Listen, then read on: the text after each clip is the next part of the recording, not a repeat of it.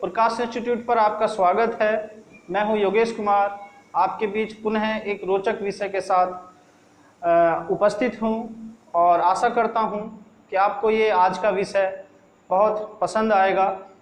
आज का विषय हमारा ग्लोब है और इसका संबंध ज्योग्राफी से है। ज्योग्राफी का बहुत अधिक महत्व है परीक्षा की दृष्टि से। अगर हम संघ लोक सेवा आयोग या राज्य लोक सेवा आयोग की परीक्षाओं की बात करते हैं तो ज्योग्राफी का अलग अलग रूप में बहुत अधिक वेटेज मिलता है। आजकल बहुत से ऐसे क्वेश्चन हैं जो इतिहास के साथ ज्योग्राफी को मिलाकर पूछे जा रहे हैं। तो ज्योग्राफी को स्टार्ट करने से पहले हमें सबसे पहले ग्लोब की नॉलेज होनी चाहिए, उसके बारे में ज्ञान होना चाहिए कि ग्लोब है क्या, उसका क्या प्रयोग है और हम उसे किस रूप से प्रयोग कर सकते हैं। तो छोटी छोटी बातों पर शुरुआत करते हैं। सबसे पहले हम ग्लोब के निर्माता की बात करते हैं। ग्लोब का जो निर्माण किया था या उसके जो फाउंडर रहे या उसके जो डिस्कवर करने वाले रहे हैं वो एक मार्टिन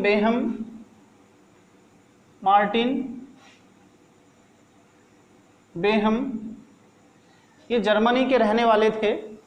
इन्होंने 1492 ईस्वी में इसको डिस्कवर किया था। मार्टिन बेहम जर्मनी के एक बहुत प्रसिद्ध मानचित्र खींचने वाले व्यक्ति रहे हैं। वो एक बहुत बड़े नेविगेटर रहे हैं अपने समय में। तो नेविगेशन के समय पर एक समस्या उत्पन्न होती है, स्थान को चिन्हित करना, कहीं दूर स्थान को चिन्हित करना। अगर वो हमसे कोई स्थान हजारों किलोमीटर दूर हो तो उसे किस रूप में हम पहचानेंगे। तो ये एक नेविगेशन की बड़ी समस्या रही है। इसी का सॉल्यूशन था ग्लोब का निर्माण करना।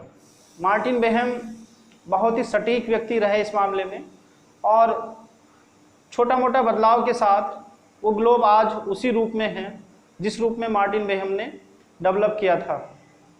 तो दोस्तों, मार्टिन बेहम ग्लोब को इस रूप में देखते हैं कि ग्लोब, अगर हम जर्मन भाषा की बात करते हैं तो ग्लोब लैटिन वर्ड से बना हुआ, लैटिन में एक वर्ड है ग्लोबस। ग्लोबस का जो अर्थ होता है वो होता है स्फेयर। स्फेयर मतलब एक गोला। तो ग्लोब एक गोला है जो किसी भी आकाशीय जो बॉडीज़ हैं, हमारी जो गोल बॉडीज़ हैं, उसके लिए प्रयुक्त किया जा सकता है। चूँकि हम अर्थ पे रह रहे हैं और अर्थ पर हमें नेविगेशन का दिन प्रतिदिन प्रयोग करना पड़ता है, इसीलिए हम ग्लोब को अर्थ के संबंध में पढ़ते हैं और मैंने नाम दिया है ग्लोब को स्पेसिमेन ऑफ अर्थ, पृथ्वी का एक नमूना। तो हम इसे पृथ्वी के रूप में मानकर चलेंगे। और आप लोगों को शायद पता हो कि पृथ्वी का जो डायामीटर है, जो उसका व्यास है, वो लगभग 12,000 किलोमीटर के आसपास है और जो उसकी रेडियस है लगभग 6,000, या एग्जैक्टली अगर हम बोलते हैं तो 6400 किलोमीटर के आसपास बैठती है, 6,400 किलोमीटर।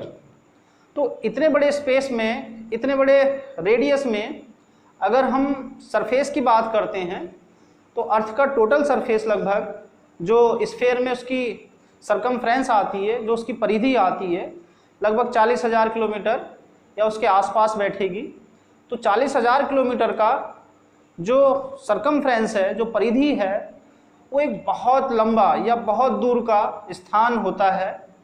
उस पर किसी भी बिंदु को, किसी भी पॉइंट को लोकेट करना नेविगेशन के लिए सदैव से एक चुनौती रही है। उस चुनौती को हम अपने ग्लोब की मदद से सॉल्व कर सकते हैं। तो देखते हैं मार्टिन बेहम ने ग्लोब पर आखिर इन जो समस्याएं रही हैं बिंदुओं को चिन्हित करने की, वो किस रूप में सॉल्व की होंगी। तो हम एक ग्लोब बना लेते हैं, एक स्फेयर। अभी मैंने बात की थी कि ग्लोब का लैटिन भाषा में ये ग्लोबस से लिया गया है, जिसका शाब्दिक अर्थ होता है एक गोला। तो मैं 2D ले रहा हूँ गोले को, यानी कि एक वृत्त ले लिया मैंने और मैं इसे मानकर चल रहा हूँ कि एक स्पेसिमेन है पृथ्वी का। अगर हम बात करते हैं, मान लो हम पॉइंट ए पर खड़े हैं, ये पॉइंट ए है अर्थ का, और दूसरी तरफ कहीं दूर एक पॉइंट बी है। ए पर खड़े होने वाले व्यक्ति के लिए यह समस्या है कि वो पॉइंट बी पर किस प्रकार पहुंचे। तो इसके लिए मार्टिन बेहम अर्थ को दो भागों में बांटते हैं, अर्थ को दो इक्वल भागों में बांटते हैं। ऊपर का भाग उत्तरी गोलार्ध कहलाता है, नॉर्थ हेमिस्फेयर, उत्तरी गोलार्ध या नॉर्थ हेमिस्फेयर। नीचे का भाग दक्षिणी गोलार्ध कहलाता है या साउदर्न हेमिस्फेयर। और ये जो बीच की लाइन है ये पृथ्वी के बीच से होकर जाती है, इसलिए इसे इक्वेटर के रूप में जानते हैं। इक्वेटर या भूमध्य रेखा, एक ऐसी रेखा जो पृथ्वी के बीच से होकर जाती हो, वो रेखा क्या कहलाती है? भूमध्य रेखा कहलाती है। इस रेखा को खींचने से हमें पहला ज्ञान ये हो पाता है कि जो बिंदु B है वो कौन से गोलार्ध में पड़ेगा। तो आप लोग इसका आंसर जान गए होंगे, दक्षिणी गोलार्ध। तो जो पॉइंट A पर खड़ा हुआ व्यक्ति है वो भूमध्य रेखा के आधार पर तुलना करके ये बता सकता है कि बिंदु B जो है वो दक्षिणी गोलार्ध में स्थित है। अब चूंकि अर्थ बहुत बड़ी है तो खाली इतने भर से पता नहीं लगेगा कि बिंदु B दक्षिणी गोलार्ध में है कहाँ। इसके लिए इसके समानांतर जो इक्वेटर लाइन है हमारी, इस इक्वेटर के समानांतर एक पैरेलल लाइनें खींची गई हैं यहाँ तक और यहाँ तक। ये लगभग 90 लाइंस हैं नॉर्थ हेमिस्फेयर में और 90 लाइंस यहाँ पर हैं दक्षिणी गोलार्ध में, और एक लाइन ये है। टोटल अगर हम सम करते हैं तो इस प्रकार की जो लाइनें हैं वो 180 होती हैं, 90 और 190 टोटल मिलाकर 180 लाइंस। ये लाइंस इक्वेटर के पैरेलल खींची गई हैं, इक्वेटर के पैरेलल खींची गई हैं यहाँ तक। ये पैरेलल लाइन बेहम से एक नाम देते हैं लैटिट्यूड, लैटिट्यूड या अक्षांश रेखाएं, अक्षांश रेखाएं। ये अक्षांश रेखाएं, इनकी हम परिभाषा कर सकते हैं। कई बार छोटे छोटे एग्जामों में इनकी परिभाषाएं पूछी जाती हैं। आप अधिक जानकारी के लिए एनसीईआरटी या किसी स्टेट बोर्ड की 6th क्लास की जो एसएसटी या भूगोल की जो किताबें होंगी उसमें इसके बारे में अच्छे से पढ़ने को मिल सकता है, वहाँ पर आप पढ़ सकते हैं। तो अक्षांश रेखाएं या लैटिट्यूड कौन सी लाइन है?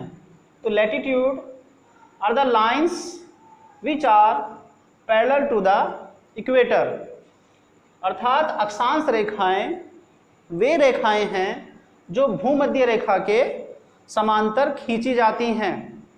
इनकी संख्या कुल मिलाकर 181 है, 181। तो अभी तक हम अक्षांश रेखाओं के बारे में पता कर चुके हैं।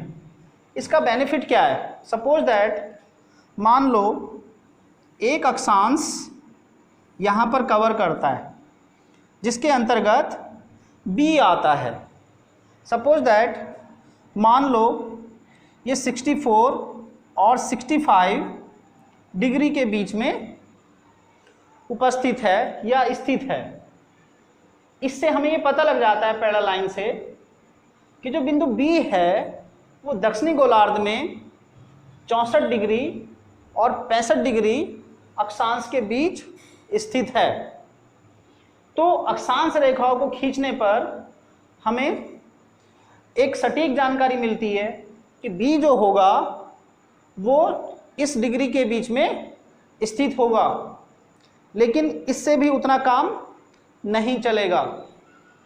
इसकी आगे चर्चा करने से पहले हम बात करेंगे अक्षांश रेखाओं की कुछ और विशेषताओं की। तो दोस्तों, अक्षांश रेखाओं की, अगर हम दो अक्षांश रेखाओं की बीच की दूरी के बारे में बात करते हैं, दो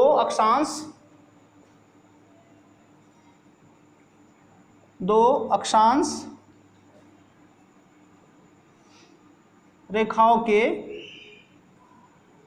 बीच की दूरी, तो ये 111.32 किलोमीटर अप्रोक्सीमेट होती है। मतलब प्रत्येक दो अक्षांशों के बीच अंतर समांतर होगा, समान अंतर होगा, इसीलिए ये लाइन समानांतर लाइन कहलाती हैं। इसी रूप में क्वेश्चन पूछे जाते हैं कि वे रेखाएं जो भूमध्य रेखा के समानांतर होती हैं कौन सी रेखाएं कहलाती हैं, या दो समानांतर रेखाओं के बीच कितने किलोमीटर का गैप है, या फिर ऐसी वे रेखाएं जो समानांतर हैं वो क्या कहलाती हैं। तो इस प्रकार के क्वेश्चन अलग अलग मोड में पूछे जा सकते हैं। आप इसे और अच्छे से याद करेंगे। अब इन अक्षांश रेखाओं ने हमें बी को लगभग अप्रॉक्सीमेट पहुंचा दिया है। सपोज दैट इस इंफॉर्मेशन के साथ अगर हम ए से बी की ओर चलते हैं तो हम यहाँ पॉइंट के पास थोड़ा वेस्ट में आए। इस वेस्ट में अगर मान लो आपने मुंह इस टाइप से कर लिया तो आपको पूरी अर्थ गोल गोल घूम के आने पड़ेगी। तो इस संदर्भ में बी तक पहुंचना पुनः एक बहुत कठिन परिश्रम करने वाला काम होगा। इसलिए यहाँ किस रूप में पहुंचा जाए, इसके बारे में मार्टिन बेहम एक नई युक्ति लगाते हैं, एक नया सिस्टम लगाते हैं। तो मार्टिन बेहम जो नई युक्ति प्रयोग करते हैं वो है पृथ्वी की घूर्णन अक्ष, रोटेशनल एक्सिस। आप लोगों को पता होगा कि अर्थ जो है एक रोटेशनल एक्सिस के चारों तरफ घूम रही है। वो रोटेशनल एक्सिस या जो घूर्णन अक्ष है, घूमने वाली जो अक्ष है जिसके चारों तरफ पृथ्वी घूमती है, वो पृथ्वी के सरफेस को जिस बिंदुओं पर काटती है, सपोज दैट ये एक्सेल है, ये रोटेशनल एक्सिस है और ये पृथ्वी का सरफेस है और इधर नीचे, तो ये जो एक्सिस के द्वारा जो काटी गई बिंदु हैं ये पोल कहलाते हैं, ध्रुव कहलाते हैं। जो नॉर्थ दिशा में है वो नॉर्थ पोल कहलाएगा, जो साउथ दिशा में है वो साउथ पोल कहलाएगा। तो हम एक काल्पनिक रोटेशनल एक्सिस मान लेते हैं। ये रोटेशनल एक्सिस हो गई,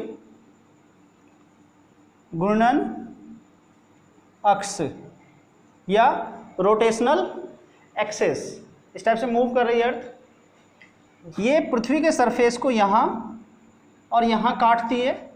ये पृथ्वी के पोल या फिर ध्रुव कहलाते हैं, ध्रुव या पोल।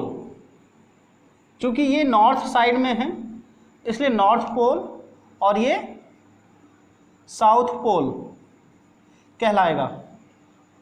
दोस्तों, अक्षांश रेखाएं और ये जो रेखाएं हैं दूसरी, ये सब की सब इमेजिनरी रेखाएं हैं, काल्पनिक रेखाएं हैं।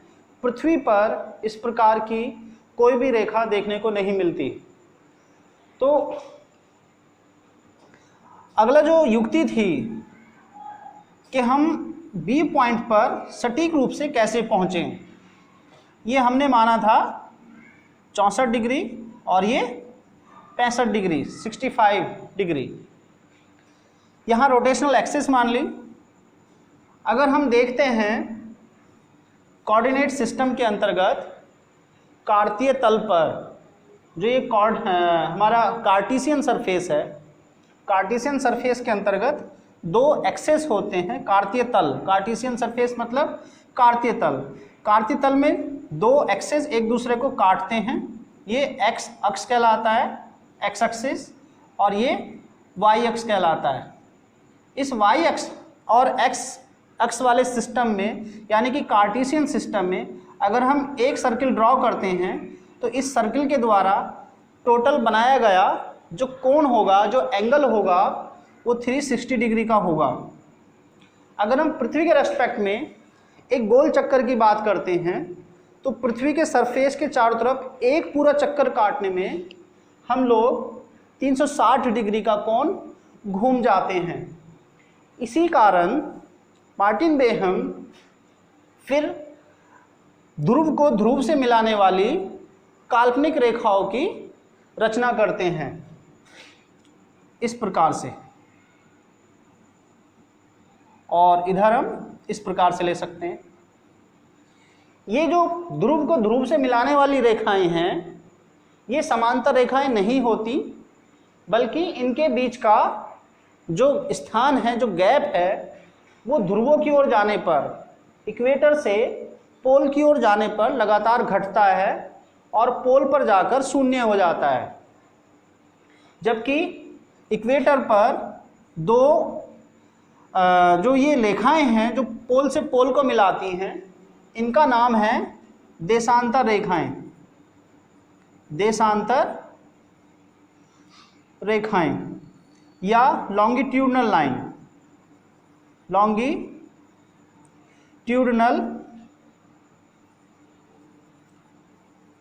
longitudinal line। तो ये longitudinal lines are the line which is meet to the pole to pole, या देशांतर रेखाएं वे रेखाएं हैं जो ध्रुव को ध्रुव से मिलाती हैं। ये भी काल्पनिक रेखाएं हैं। अब हम बात करेंगे इनकी संख्याओं पर। तो इनकी टोटल संख्याएं अगर आप देखेंगे तो कुल संख्याएं देशांतर रेखाओं की कुल संख्या, अगर हम यहाँ से घूमकर यहाँ आते हैं तो ये कॉमन लाइन होगी, ये 0 डिग्री देशांतर भी होगा और ये 360 डिग्री देशांतर भी होगा।